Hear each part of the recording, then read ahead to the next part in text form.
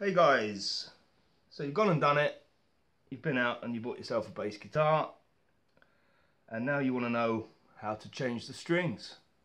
So I'll show you just that.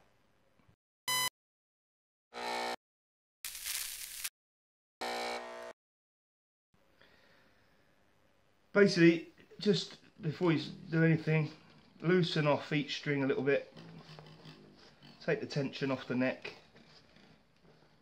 There we go. Take that little bit of tension off the neck. It's probably been sitting since the factory, if it's new. So take that tension off slowly, and then you can just go ahead.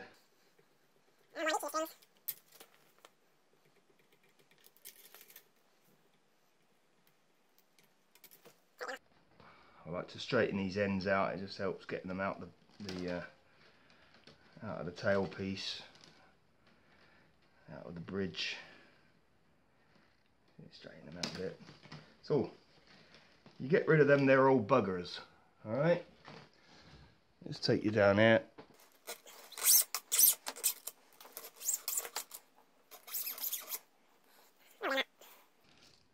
Dirty, horrible.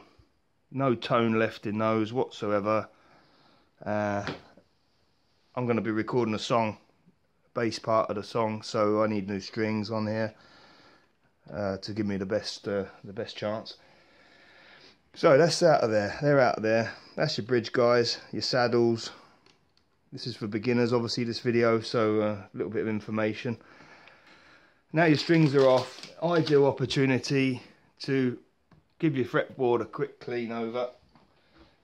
I use a bit of window cleaner first. Bit of jumbo size, elephant size hand towel, paper towel. All I do, a little spray down on the neck. Window cleaner's got a little bit of anti-degreasant in there, or degreasant. So that's pretty good. Just give that a nice wipe.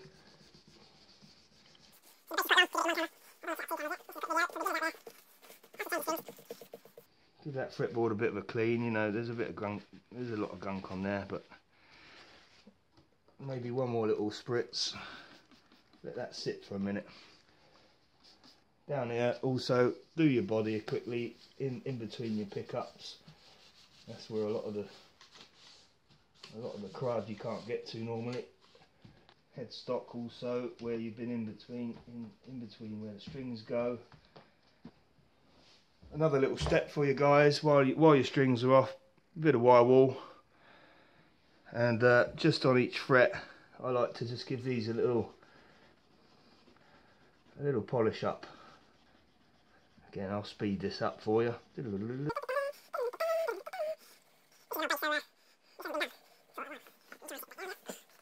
It's worth taking the time, you know, while your strings are off.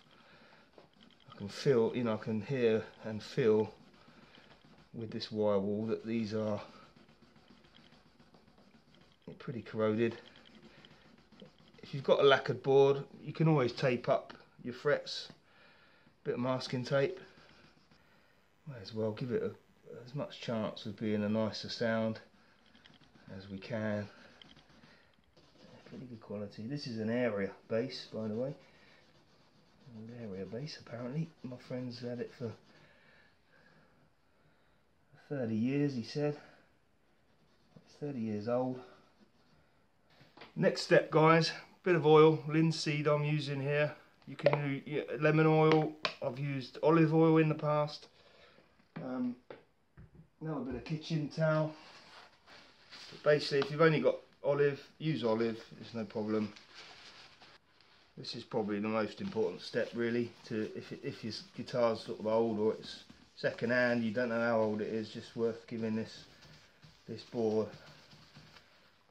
You can sort of see before you do this, there may be a little bit open on the grain where it's dry. It'll also remove a little bit more of the grease, finger grease and gunk.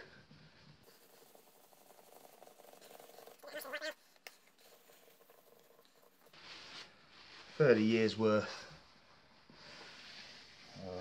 of stuff, you know. Let that soak in, do its thing. Okay, so that's been about 10 minutes. It's soaked in nicely. For the purpose of the video, there you go. You can go again with the oil, leave it another 10 minutes and just until that stops soaking in, really. For what I need, that's enough for me.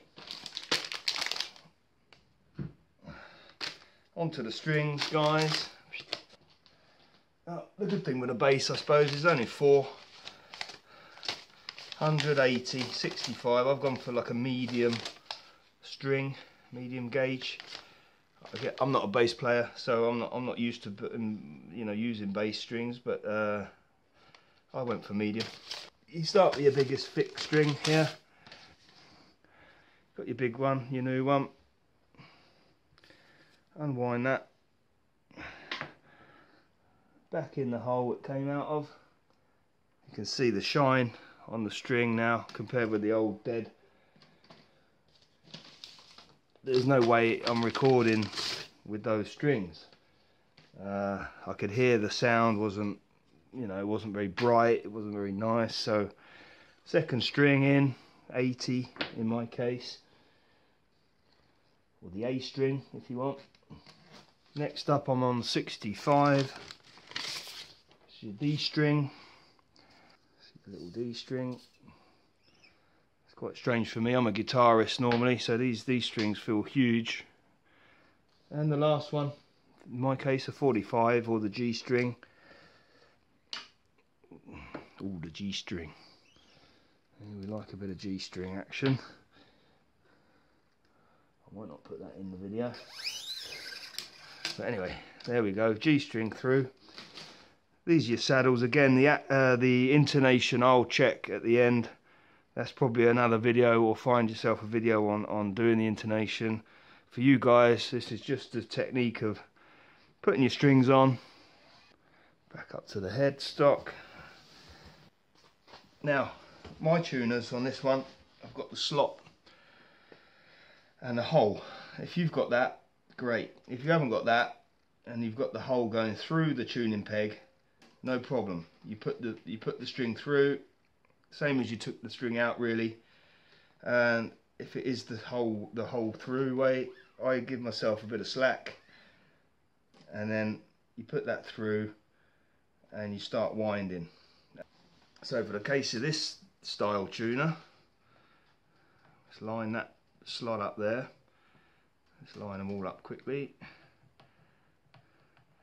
Again, you can come in, tighten all these down. I can do that after. Tighten your nuts down. What I will do quickly, so I've got screws in the end of these. Give them a little nip.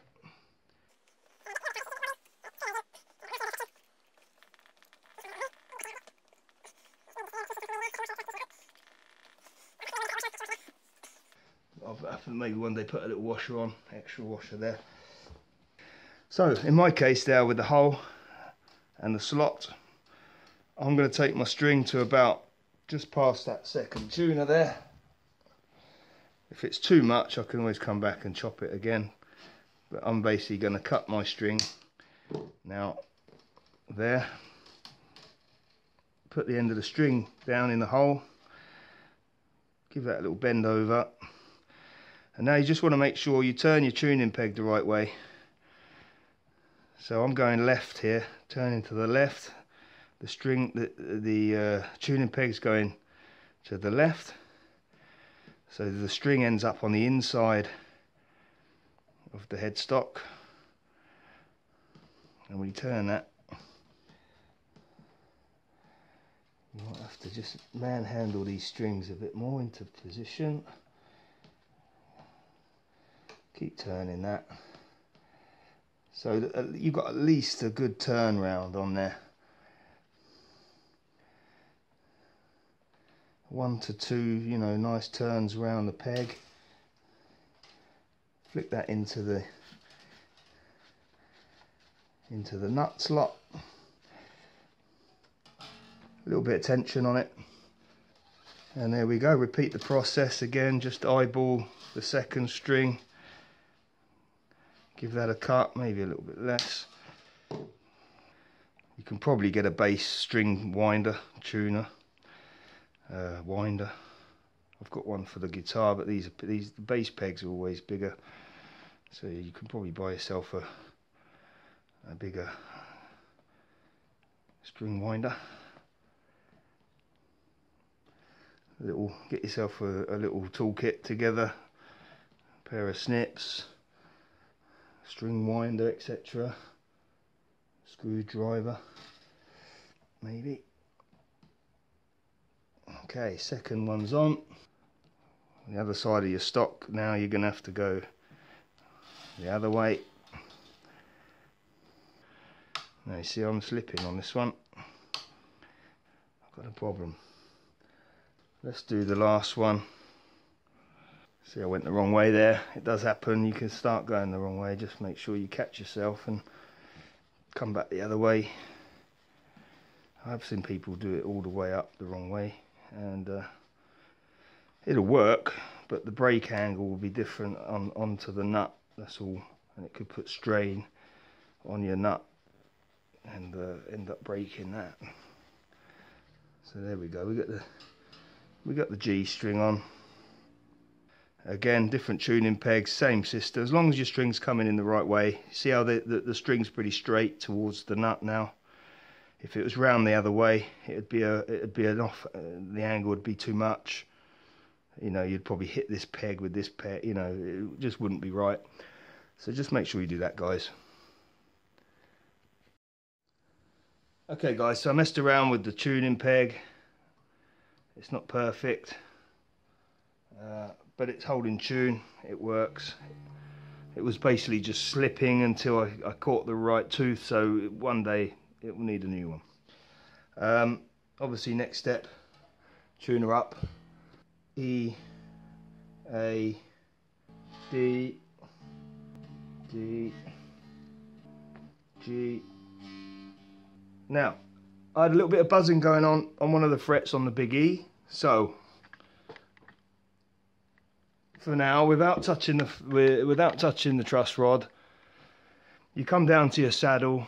There's 2 Allen key slots here, and just raise that saddle up until you're not hearing any fret buzz. Got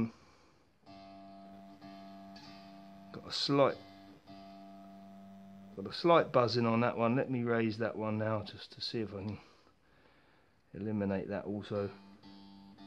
That's better. No buzz there. No buzz there.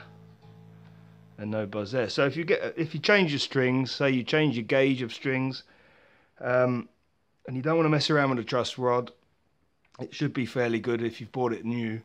And obviously ask the guy what gauge strings are on the guitar.